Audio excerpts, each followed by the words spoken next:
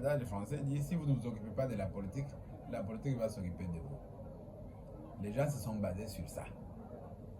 Maintenant, la façon où la politique s'exerce dans notre pays, est-elle la bonne?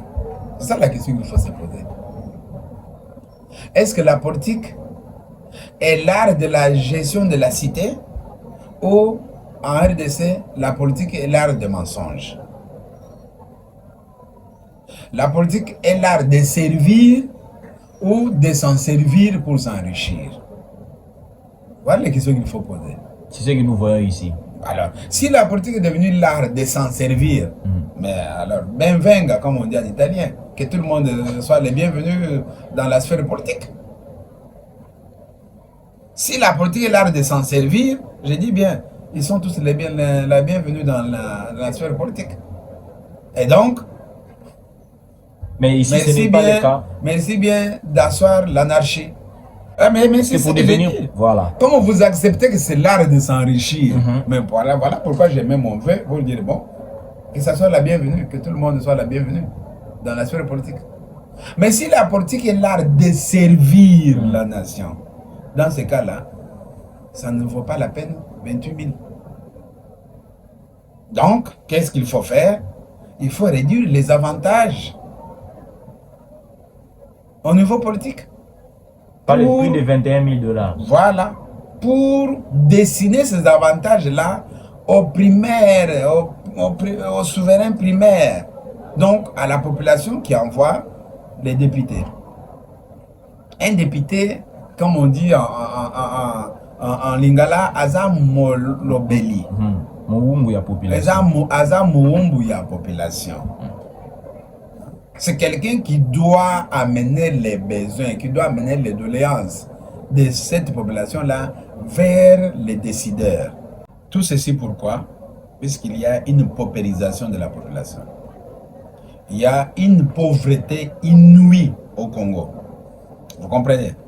Et la politique a habitué ces gens-là avec ces petits cadeaux. Et pourquoi? Cette population est une population analphabète. La majorité. La majorité.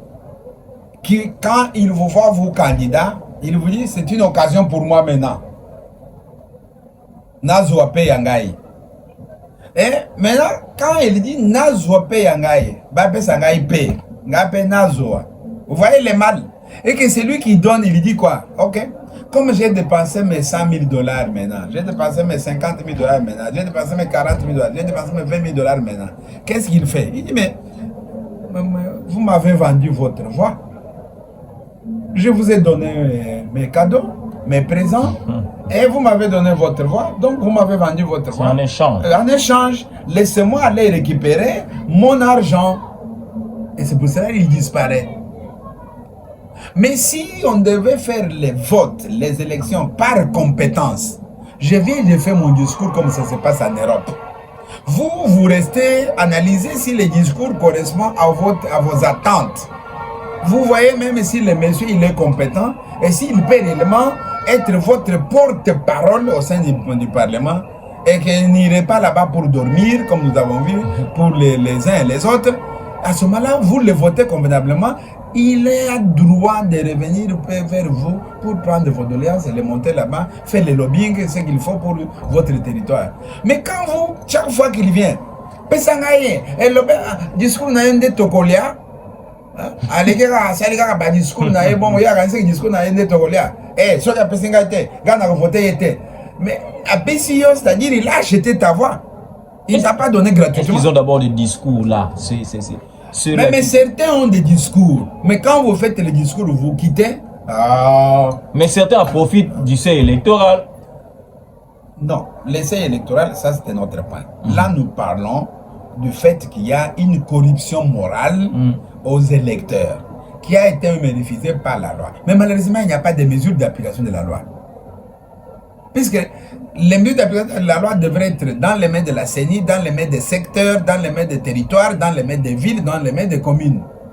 Et l'État devrait envoyer, en collaboration avec la CENI sur les territoires, partout où il y a les circonscriptions, envoyer un agent de la CENI, un agent de l'État pour répertorier tous ces candidats-là qui distribuent les biens, qui distribuent les présents pour pouvoir les retirer des listes. On fait une loi qui n'a pas de mesure d'application et on dit qu'on a fait la loi qui n'est pas connue. La loi n'est même pas vulgarisée jusqu'à présent. Qui connaît cette loi-là? Qui refuse de donner les cadeaux, de donner des présents à la population? Personne ne la connaît. Comment allez-vous dire que les gens ne puissent pas donner les cadeaux à la population qui meurt de faim et quand vous passez, il vous dit discours na yonde la na kolia. Moi na azo bela kona yo ben na ko écouter discours na yende ko big sa moi na ngai. Baboteli babengani moi na ngai na classe kona ye azo pesa telo ko mokote moi na ngai avec discours na yende moi na ko zonga na classe. Tu vois ça? Pourquoi? Puisque l'État ne fait pas ce qu'il doit faire et les autorités qui ont la charge de prendre les mesures d'application des différentes lois que nous prenons ne le font pas. Il y a une distraction terrible dans notre pays. Distraction terrible. À tous les niveaux. Je dis bien à tous les niveaux. Les gens s'assoient dans leur chaise normalement quand il a fait une chose et puis pour lui c'est terminé. Mais le suivi n'est pas là. Et regardons à Kinshasa.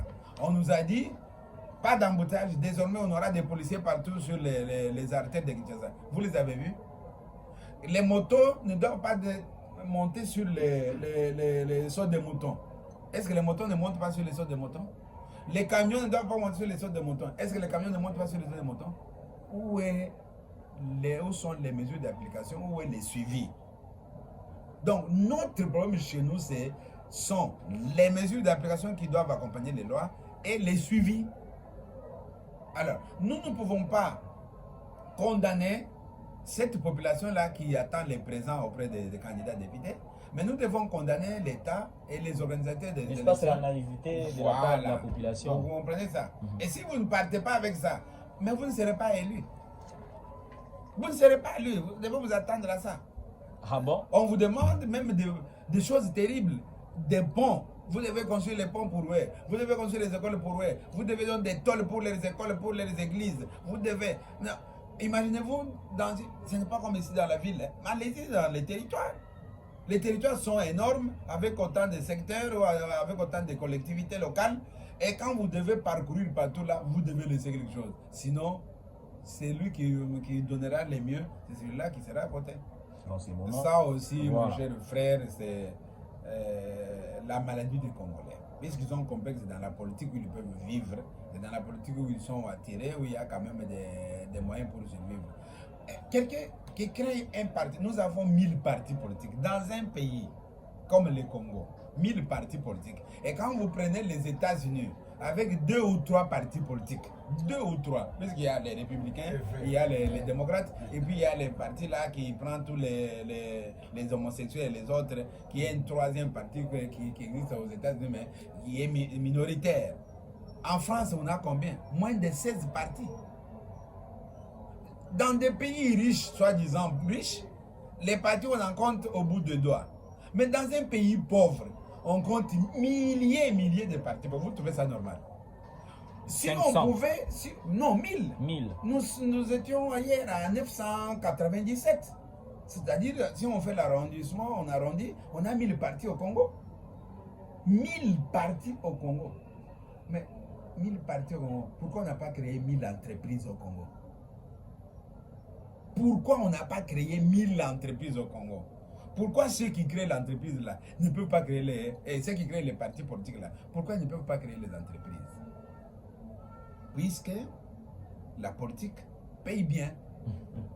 Il dépense son argent pour les récupérer en politique. Vous comprenez ça? C'est pour ça qu'il a pris. Ce sont des boutiques de ceux-là qui ont créé leurs boutiques. Quand vous avez vu la plupart qui sont morts, les ténors de la politique congolaise, qui avaient créé des premiers partis politiques, à leur mort, qui les a succédés? Merci. Qui les a succédés? Leurs enfants. Leurs enfants. Si ce n'est pas leurs enfants, c'est leurs épouses. Donc, c'est leur boutique. Comprenez comme ça. C'est le royaume. Les partis politiques en Congo, ce sont les boutiques des créateurs. Et quand on passe aux élections, il gagne les élections, c'est lui qui devient ministre ou c'est lui qui devient PDG. Et vous, vous êtes là, les capitaines et les lieutenants qui les soutiennent pour vivre des miettes. C'est ça les partis politiques au Congo, puisque la politique paye mieux. Mais si les créateurs de partis politiques pouvaient créer les entreprises, mais tout le monde serait mieux. On embaucherait 5 ici, on embaucherait 10 là-bas, on embaucherait 20 jeunes là-bas, 50 jeunes ici, et les jeunes seraient mieux.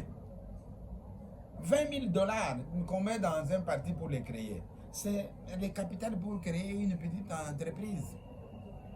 10 000 $, c'est créer une toute petite entreprise. Tu peux embaucher 2 personnes, tu peux embaucher 5, tu peux embaucher 15.